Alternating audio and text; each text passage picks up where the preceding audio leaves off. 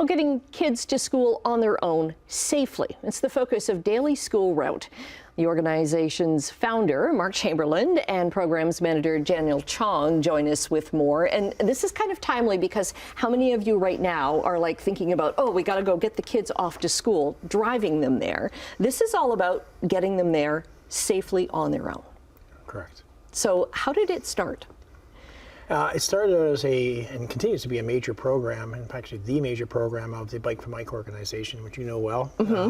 Which started as a result of your son and his love for cycling. His love for cycling, absolutely. So this will be our 14th year of our annual Mike Ride, and where we raise funds. It's June 2nd, but we raise funds. But we found that when we started was providing bikes would be eliminating a barrier for a lot of kids that couldn't afford a bike. In other words, they weren't riding to school because they couldn't afford a bike. So we were getting to the point where we had provided about 2,500 bikes into the community, doing about 1,000 per year, but we realized we were not getting 1,000 new riders every year. So we took a step back and said, let's figure out maybe getting more kids just even walking and cycling who have bikes, which is wheeling, just getting there and actively accessibility. with. And we talk about children and their caregivers. In other words, because it's quite often when they're younger, the parent is working and walking with the children to teach them that habit.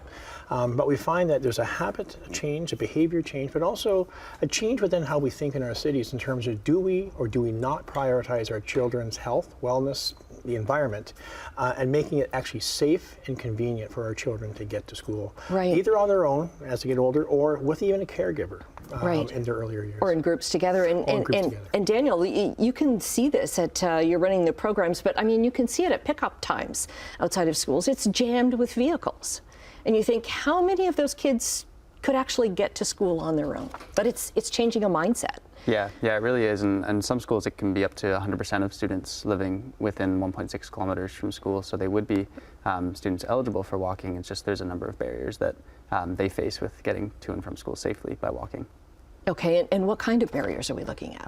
It could be a bunch of things. Oftentimes we hear about weather barriers, we hear about safety barriers. Oftentimes a family just needs to get to where they need to go in the morning, and the fastest way for them to do it can sometimes be dropping off. And so we work with school communities to sort of understand how we can strategize with them to allow them to walk to school and help them do that. And then in the schools where the program is already up and running, what kind of benefits have you seen? What changes have you seen?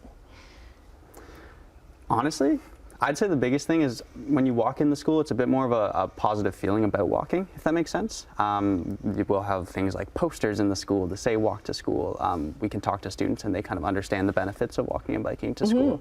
So we have run programs and seen an increase in walking and biking, but I would say the general attitude towards active transportation within the school, whether it's staff, students, tends to be a bit more positive. We prototyped a program this past year where we work with parents and students and the school itself, where it was about 25% of the parents were dropping their kids off at school, but living within 1.6 kilometers, but felt it wasn't safe or it wasn't really safe. And with the programs, we called it the Footprint Project, where kids actually started educating all of us, including their parents, saying, this is our area.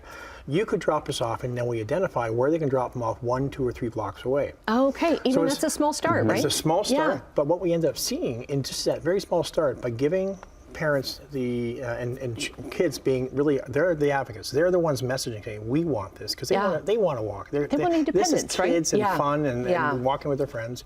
But we gave parents an alternative to dropping off at the school, which was 1, 2, 3 blocks away, all safe areas, all things that we worked with them to figure out.